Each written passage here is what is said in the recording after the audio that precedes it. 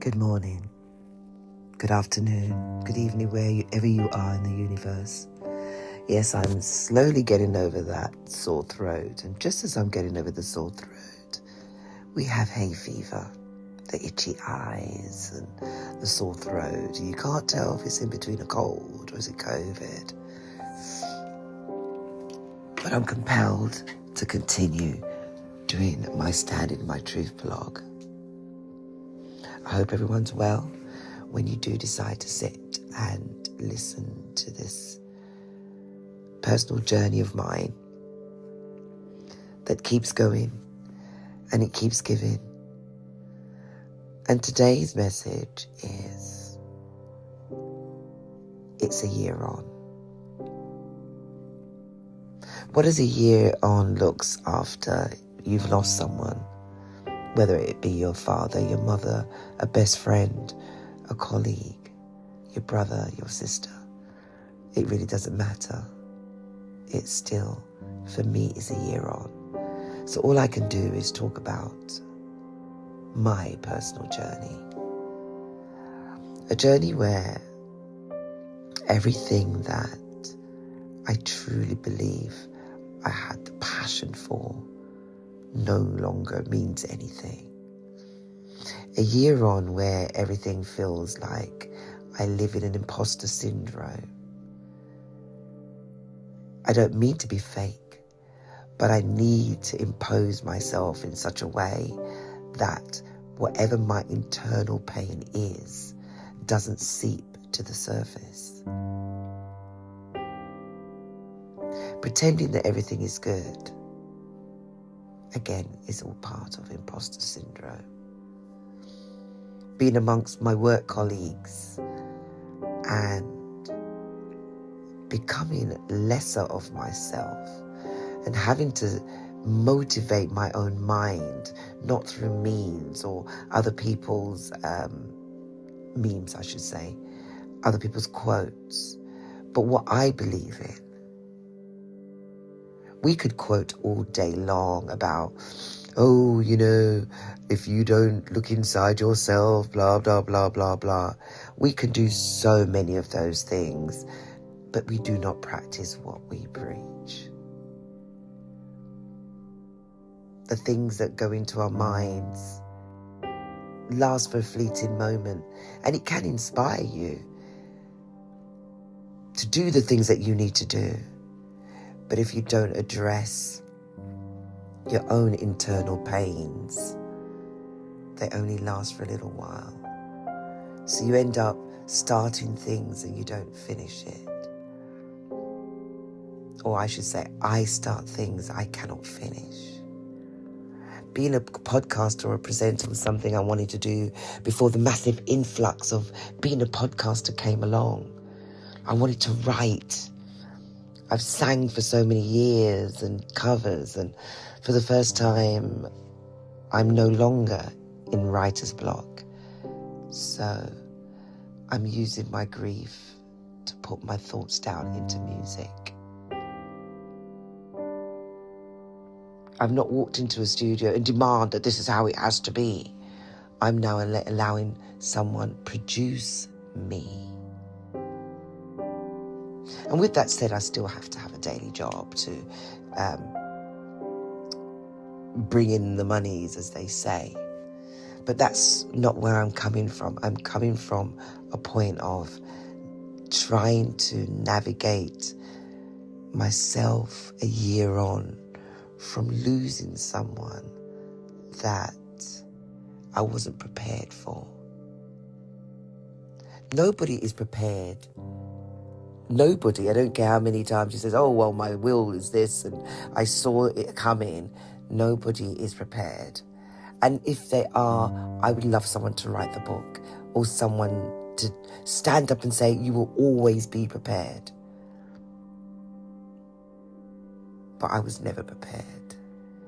Even though the journey of seeing 11 years of pain manifested on someone's face, watching someone go from vibrant, outgoing, seizing life at a late stage, doing all the things you've ever wanted. You know, when people talk about a bucket list, my mum truly did her bucket list after she got to 50. She learned to drive, she got a car, she bought the most amazing house, even though all of us didn't live in there, you know, rattling around in a 4 or 5 bedroom house, and then having to downsize when her health became in such a manner she couldn't function. The knock-on effect was our quality, her children's quality of life dwindled, because every phone call you felt this was the time. 11 years from diagnosis. People get cancer, and so you know there's an end game with cancer at some point, like leukemia, or there's a rare disease. But no one told us about amyloidosis. Nobody told us about amyloidosis, and neither did my mum know about amyloids. The bravery of my mother was this: she never spoke about it, or because I lived in fear, and I'm a coward. Let me just tell you, I am a coward, and I give my brother Chris Stewart so much kudos, because he did all the caring for my mother when it came to the point where we're not prepared to put her in a home. Someone has to care for her. So it was chosen that one of us with a lesser job became the carer. How do we do that? How do you, say, oh, your job is not as important as mine? And he took the brunt. He did the caring. He left his job. He lived at home with my mother. Big up to all the carers out there, because it's a thankless job. I'm a coward. I'm a 100% coward, because the days and the times and the phone calls, the spending of the time that I had with my mother over those 11 years, I will never forget. And I find that my voice is now morphing into my mother, because I can't hear her anymore. I have videos which I almost lost recently, because I want to hear her voice. I'm now her voice. I can't speak for my brothers and my sisters and anybody else, but I'm the firstborn.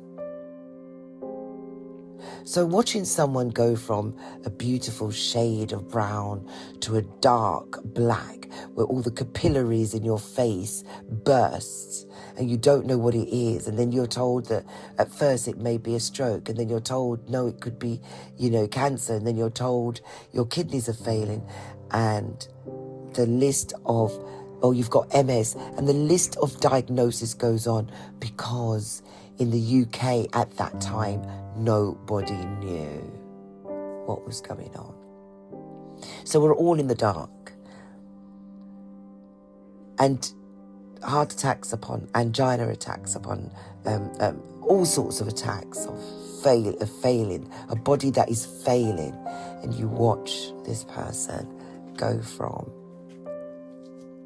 able-bodied, and then the legs begin to crumble and they start to become deformed, and you watch someone trying to not put pressure on you to make them walk, and they want to walk, and in the end they become bedridden. Their house becomes turned into a hospital. People walking in and out of the house, having to wash you and care for you, and watching you still be upbeat is the most beautiful thing I've ever seen. Because I don't know if I'd be upbeat. I think I'd be miserable and bitter. And yes, I did see parts of that in my mother. Yes, I did.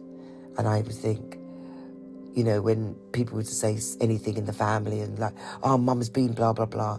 In my head, I used to say, I would be if I was her. So let her have her way. Let her be in her bed and let her watch her QVC. Let her moan about the food. Let her, because that's all she has. And I know for a fact she did not want to burden any of us. But I'm still a coward. I'm a coward because I knew I couldn't face it. So I spent lesser and lesser time being around the pain. Every time I went, the pain on her face, seeing all the amount of pills. I think at one point they looked like there was 35 pills at one time that needed to be taken over a period of time. And then there was a phone calls late at night. No matter where I was, I had to drop everything I was doing. And I had to rush to either North Mid. Or if it wasn't North Mid, it was Royal Free. And if it wasn't Royal Free, it was just a hospital late at night because she had gone into some form of sort of like a coma-ish, or this was it. And, you know, we were asked to, I would tell you probably about 6 times we were told, be prepared. And that woman came through, pulled through every time. When she died, the carers, the hospital, the doctors wept. They wept because they've never seen anybody beat the odds. You're given a year, you went on to 2. You're given a 3 months, you've gone another year. You're given a week, you've gone on to 5 years. You've given another few days, you went on to 7. It got to 10 years and we'd all planned a get-together. The final straw was to have dialysis. And she said no. And so the doctor said to me, without dialysis, she's gone in a couple of days. This was 2022. And we said, no, it can't. I can't, you know. We've got to try the dialysis. And my sister and my brother said, she's not going to listen to anybody else but you. Excuse me for coughing. And so I spoke to her and said, Mum, please just give it a go. And against all her fibre, because she always said she watched her aunt died years ago of having dialysis, because having dialysis, you don't get past 3 years. My mother was fully diagnosed with kidney cancer, and the kidney was failing along with amyloidosis. I would suggest that people look up amyloid. It can manifest itself as MS. It can manifest itself as cancer. It will manifest, but it's a blood disease. Some people get it in their head, some people get it in the feet. In a rare case of my mother, she had it all over. And what it does, it grows from your feet and suffocates, and bit by bit, it's like a protein in the body. It suffocates every single blood vessel until it shuts your heart off. So when my mum first had the first signs of all the capillaries bursting in her face, darkening her skin, that was a sign, and nobody knew. But without boring you with the gory details, a year on, I I only have those memories. Where they say to you, oh, think of the good memories and all the things.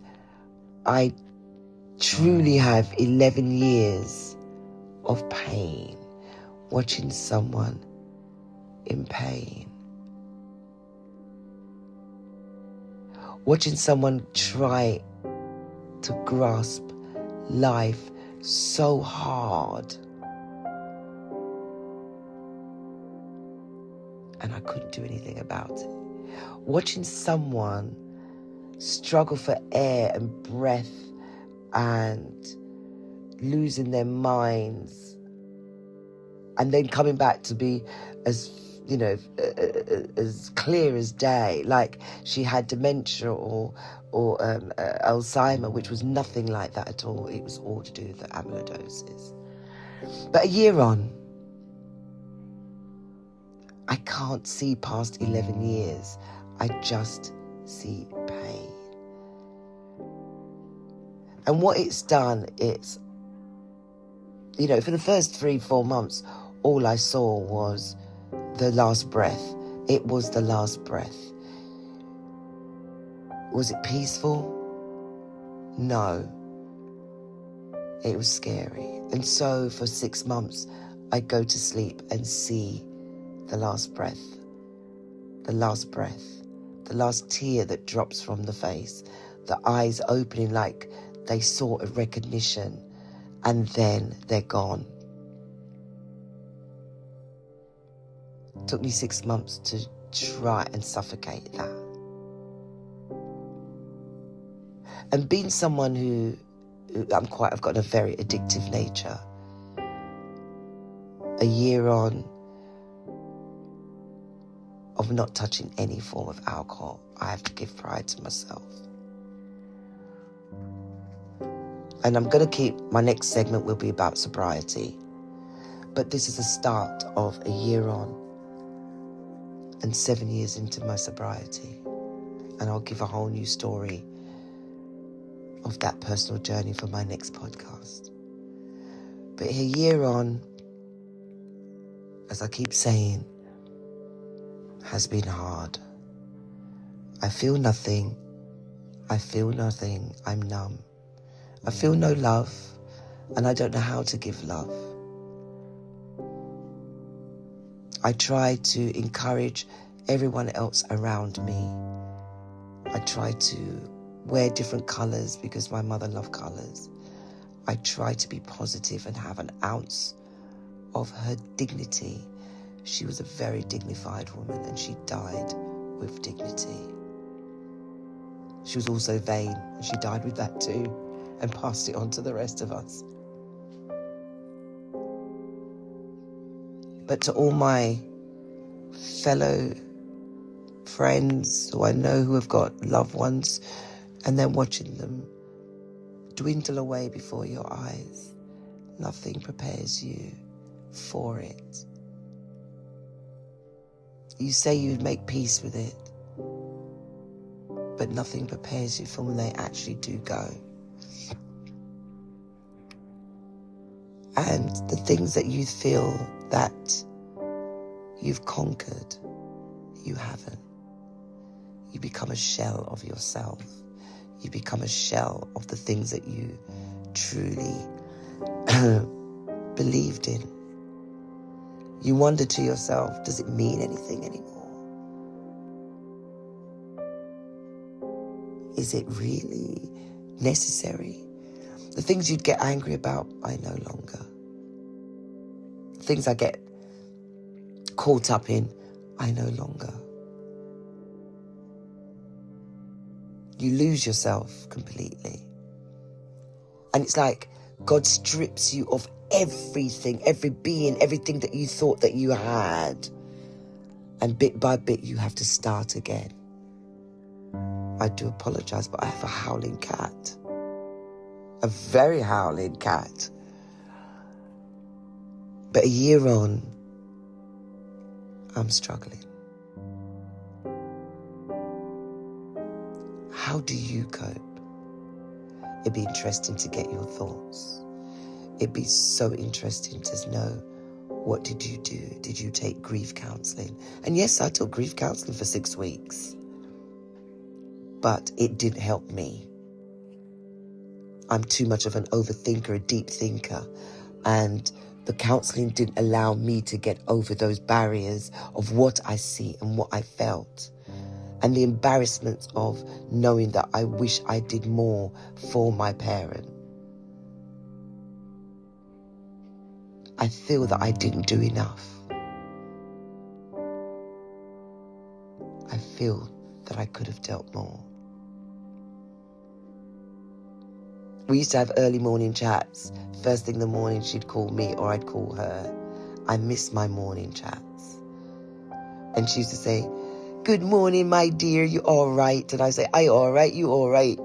We used to have this thing about talking in Bayesian. I'm not Bayesian. It was just a joke. Or I'd go, "All right, love." And we had this thing about doing accents. And she says, "I cool, you cool?" I go, "I'm cool." And it was just hilarious.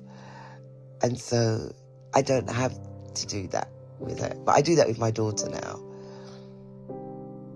And she would say, "God, Mom, you sound like Nanny." And I said, well, I guess I'm her legacy.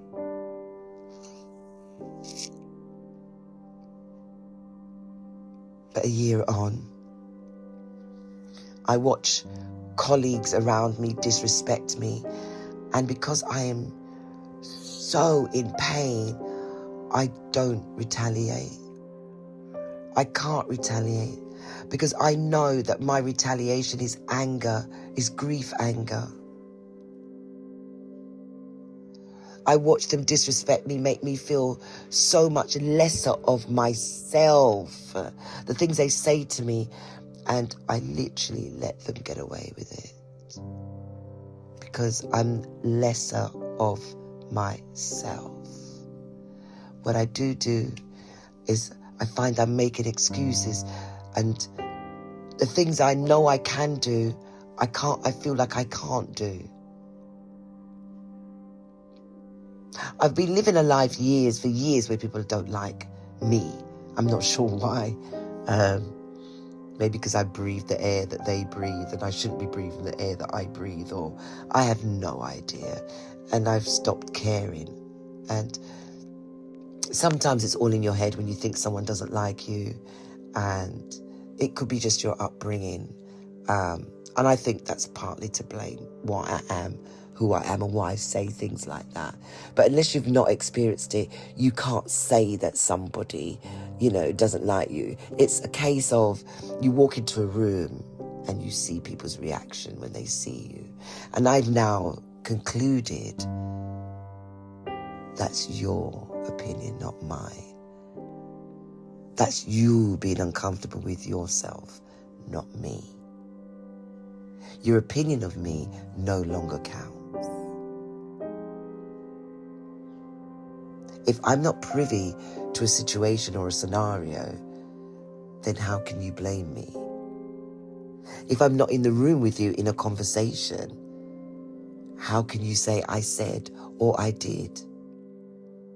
Me standing in a scenario which I'm still not involved in does not make me an accomplice.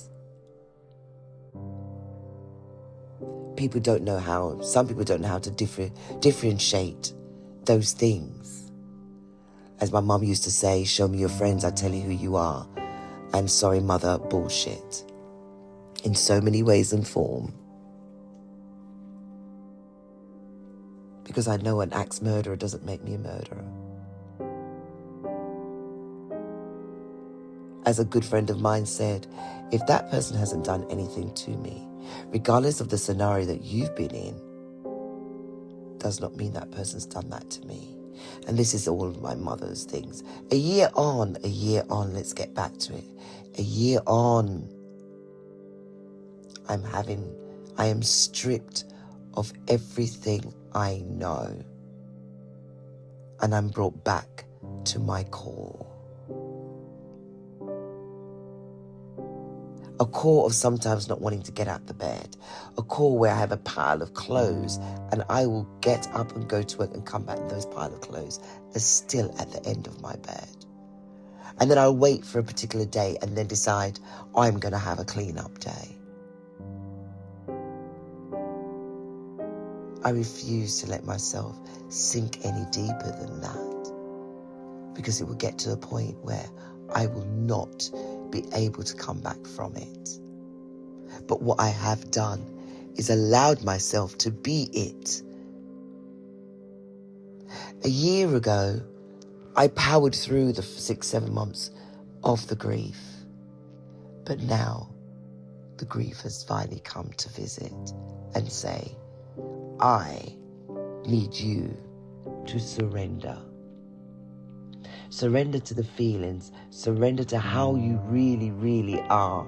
So it made me revisit my childhood. It's made me revisit trauma that I didn't want to.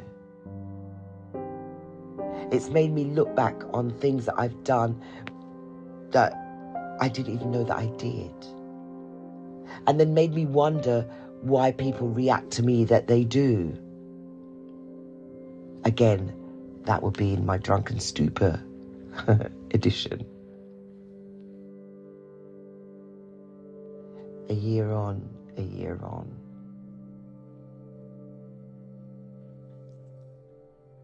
My pain is less, but only by 5%. My tears are 80%. I have her picture on my phone, so every time I open my phone, it's the first thing I'm greeted with. Do I take it off? Do anyone take it off? By taking it off, would it make me cope better, do you think? I don't know.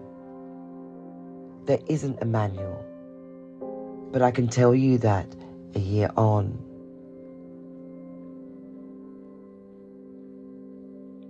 is the most difficult part of my life I've ever lived.